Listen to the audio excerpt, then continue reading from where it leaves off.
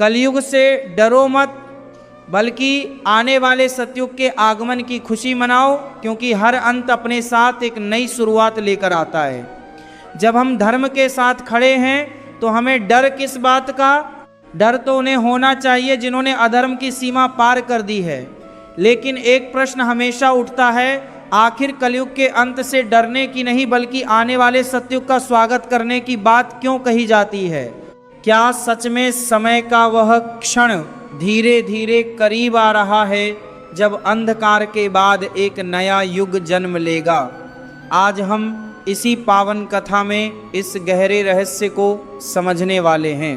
इसीलिए कथा के अंत तक जुड़े रहना, क्योंकि आज का विषय कलयुग से डरने का नहीं बल्कि आने वाले परिवर्तन को समझने का अवसर है। आज की कथा यहीं से आगे बढ़ती है कि आखिर कलयुग से डरना क्यों नहीं चाहिए, क्योंकि बहुत लोग कहते हैं कि आज दुनिया में भ्रष्टाचार बढ़ गया है, लालच बढ़ गया है, मनुष्य का मन अशांत हो गया है और हर जगह धर्म दिखाई देता है, इसलिए डर स्वाभाविक लगता है। लेकिन यही भय कई बार उस परिवर्तन की ओर भी संकेत करता है जिसका उल्लेख प्राचीन ग्रंथों में मिलता है।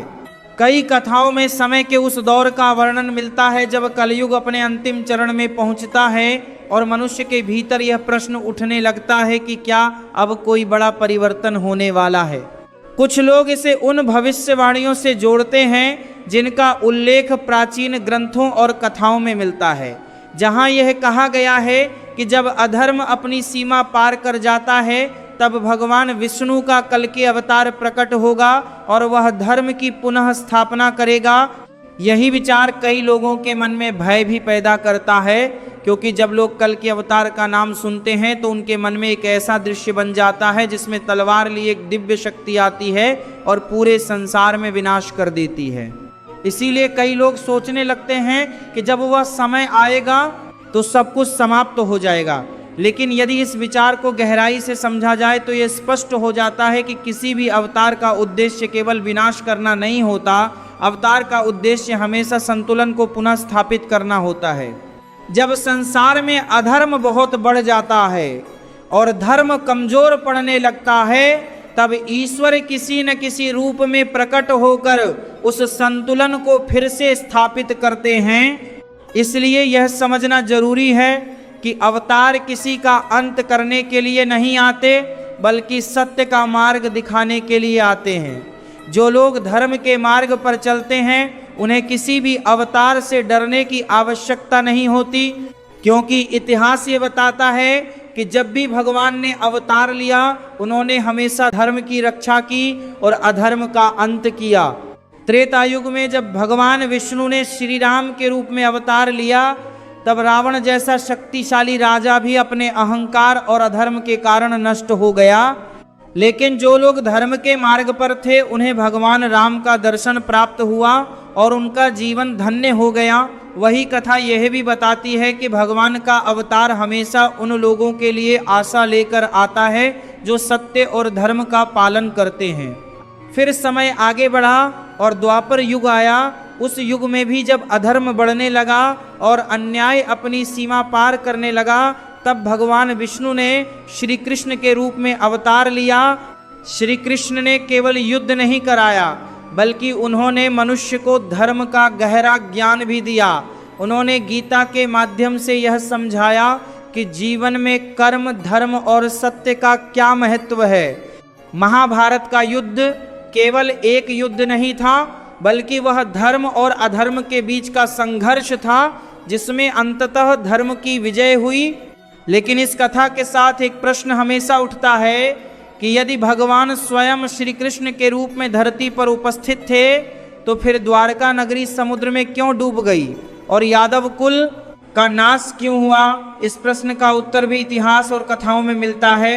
कहा जाता है कि समय के साथ यादवों के भीतर अहंकार बढ़ने लगा था और जब किसी भी समाज में अहंकार और मद बढ़ जाता है तो वह स्वयं अपने पतन का कारण बन जाता है। इसके साथ ही एक कथा यह भी बताती है कि महाभारत युद्ध के बाद गांधारी ने श्री कृष्ण को श्राप दिया था कि जिस प्रकार उसका वंश नष्ट हुआ है उसी प्रकार एक दिन यादव वंश भी समाप्त हो जाएगा। समय के साथ वह श्राप भी सत्य हुआ और यादव कुल का अंत हो गया। लेकिन इस कथा का सबसे गहरा संदेश यही है कि पतन का सबसे बड़ा कारण बाहरी शक्ति नहीं बल्कि मनुष्य का अपना अहंकार होता है। जब अहंकार बढ़ता है तो वह सबसे शक्तिशाली वंश को भी डुबा सकता है। इसलिए यह समझना आवश्यक है कि ईश्वर का अवतार किसी को नष्ट करने के लिए नहीं आता, बल्कि वह केवल उस अधर्म को समाप्त करता है जिसने संतुलन को बिगाड़ दिया है। जो लोग धर्म के मार्ग पर चलते हैं उनके लिए अवतार भय का नहीं बल्कि आशा का प्रतीक होता है। इसलिए जब भी ये कहा जाता है कि भविष्य में कल की अवतार प्रकट होंगे तो इसका अर्थ यह नहीं है कि धर्म के मार्ग पर चलने वालों को डरना चाहिए, बल्कि इसका अर्थ यह है कि जो लोग अधर्म के मार्ग पर बहुत दूर निकल चुके हैं उन्हें अपने कर्मों पर विचार करना चाहिए, क्योंकि इतिहास ये बताता है कि हर युग में अंततः सत्य और धर्म की ही विजय होती है। इसलिए यदि कोई व्यक्ति सत्य, करुणा और धर्म के मार्ग पर चल रहा है तो उसे किसी भी युग परिवर्तन से डरने की आवश्यकता नहीं है, बल्कि उसके लिए वह समय एक दिव्य अवसर बन सकता है, क्योंकि जब भी ईश्वर का अवतार होता है तब वह केवल संतुलन को पुनः स्थापित करने के लिए आता है। और यही कारण है कि कई कथाओं में यह कहा गया है कि अवतार का दर्शन केवल उन्हीं को मिलता है जिनका मन शुद्ध और आचरण धर्मपूर्ण होता है। इसलिए कलयुग से डरने के बजाय यह समझना अधिक महत्वपूर्ण है कि मनुष्य अपने जीवन में धर्म को कितना स्थान देता है, क्योंकि युग चाहे कोई भी हो अंततः वही व्यक्ति सुरक्षित रहता है जो सत्य और धर्म के मार्ग पर चलता है। और यही कारण है कि कई लोग कहते हैं कि यदि मनुष्य धर्म के साथ खड़ा है तो उसे किसी भी परिवर्तन से डरने की आवश्यकता नहीं है, क्योंकि इतिहास गवाही देता है कि जब भी ईश्वर ने धरती पर अवतार लिया है उन्होंने केवल अधर्म का नाश किया है और धर्म की रक्षा की है। इसलिए कलयुग का नाम सुनकर भयभीत होने की आवश्यकता नहीं है, बल्कि यह समय मनुष्य को अपने जीवन, अपने कर्म और अपने विचारों को देखने का अवसर देता है, क्योंकि जब मनुष्य स्वयं को सुधारता है तभी संसार भी बदलने लगता है। और शायद यही वह गहरा संदेश है जो हर युग की कथाएं हमें समझाने की कोशिश करती हैं कि डर से नहीं बल्कि धर्म से जुड़कर ही मनुष्य अपने जीवन को सुरक्षित और सार्थक बना सकता है। और यही वह बिंदु है जहां से समझ आता है कि युग परिवर्तन का अर्थ केवल विनाश नहीं होता बल्कि चेतना का परिवर्तन भी होता है, क्योंकि जब किसी युग का अंत निकट आता है तो सबसे पहले मनुष्य के विचार बदलने लगते हैं, समाज में बेचैनी बढ़ने लगती है, लोग ये महसूस करने लगते हैं कि दुनिया में कुछ ठीक नहीं चल रहा, कहीं लालच बढ़ रहा है, कहीं अन्याय बढ़ रहा है, कहीं मनुष्य अपने ही बनाए भ्रमों में उलझता जा रहा है। और यही वह समय होता है जब इतिहास धीरे धीरे एक नए मोड़ की ओर बढ़ने लगता है। कई प्राचीन कथाएं बताती हैं कि जब अधर्म बहुत बढ़ जाता है तब प्रकृति भी संकेत देने लगती है, मौसम असामान्य हो जाते हैं, समाज में संघर्ष बढ़ जाता है और मनुष्य के भीतर एक अजीब सी बेचैनी जन्म लेने लगती है। लेकिन ये बेचैनी केवल भय का संकेत नहीं होती बल्कि परिवर्तन का संकेत भी होती है, क्योंकि जब अंधकार बहुत गहरा हो जाता है तभी प्रकाश जन्म लेने की तैयारी करता है। इसलिए जो लोग केवल डर के कारण कलयुग को देखते हैं वे इस गहरे रहस्य को समझ नहीं पाते कि हर युग का अंत अपने साथ एक नए युग की शुरुआत लेकर आता है। और यही कारण है कि कई कथाओं में ये कहा गया है कि जब कलयुग अपनी चरम सीमा पर पहुंच जाएगा तब समय का चक्र फिर से बदलने लगेगा। लेकिन ये परिवर्तन एक दिन में नहीं होगा, ये धीरे धीरे होगा। पहले मनुष्य के विचारों में बदलाव आएगा, फिर समाज में जागरण होगा और फिर एक नया संतुलन स्थापित होगा। और यही संतुलन धीरे धीरे उस युग की नींव बनता है जिसे सतयुग कहा जाता है।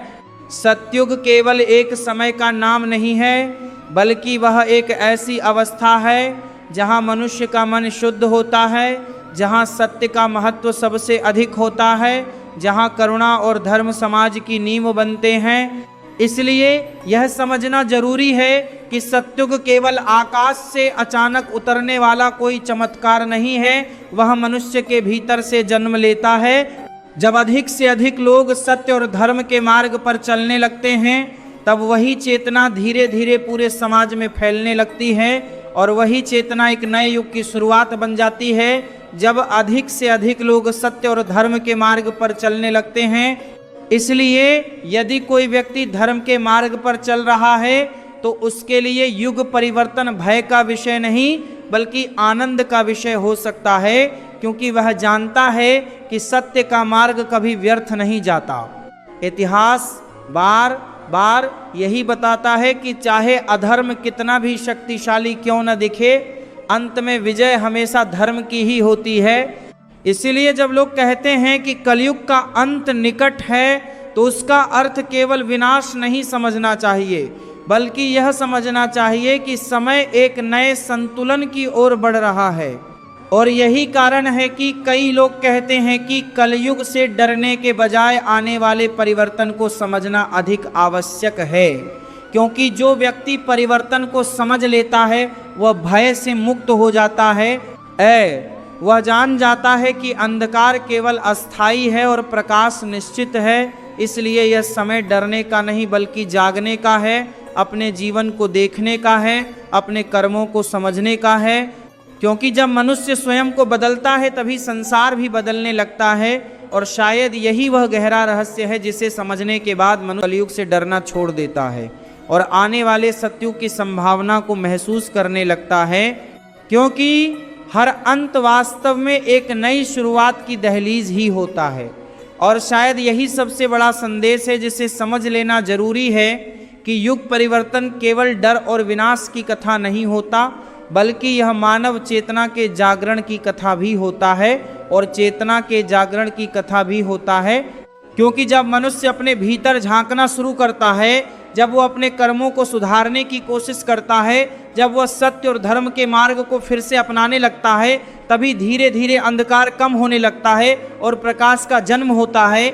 इसलिए कलयुग को केवल भय की दृष्टि से देखना अधूरा समझ है, क्योंकि इसी युग में मनुष्य को यह अवसर भी मिला है कि वह अपने जीवन को बदल सके, अपने विचारों को शुद्ध कर सके और अपने भीतर उस चेतना को जगा सके जो उसे सत्य के मार्ग पर ले जाती है। यदि मनुष्य यह समझ ले कि हर कर्म का फल है, हर विचार का प्रभाव है और हर निर्णय भविष्य की दिशा तय करता है, तो वही समझ धीरे धीरे पूरे समाज को बदल सकती है। क्योंकि इतिहास गवाही देता है कि जब भी अंधकार बहुत बढ़ा है, तब किसी न किसी रूप में प्रकाश ने जन्म लिया है और सत्य ने अपना मार्ग बना लिया है। इसीलिए जो व्यक्ति धर्म, करुणा और सत्य के साथ खड़ा है, उसे किसी भी युग परिवर्तन से डरने की आवश्यकता नहीं है, क्योंकि धर्म के मार्ग पर चलने वाला व्यक्ति हर परिस्थिति में सुरक्षित रहता है। और यही कारण है कि यह कहा जाता है कि कलयुग से डरने की नहीं बल्कि आने वाले सतयुग की संभावना को समझने की आवश्यकता है। और इसी सकारात्मक संदेश के साथ इस कथा को यहीं विराम देते हैं। यदि आपको धर्म, इतिहास और ऐसे ही गहरे आध्यात्मिक रहस्यों को समझना अच्छा लगता है तो हमारे चैनल धर्म की पुकार से जुड़े रहिए, जहां हम प्राचीन ज्ञान, पुराणों की कथाओं और जीवन को दिशा देने वाले संदेशों को सरल शब्दों में आपके सामने लाते हैं, ताकि ज्ञान और चेतना की यह ज्योति हर हृदय तक पहुंच सके।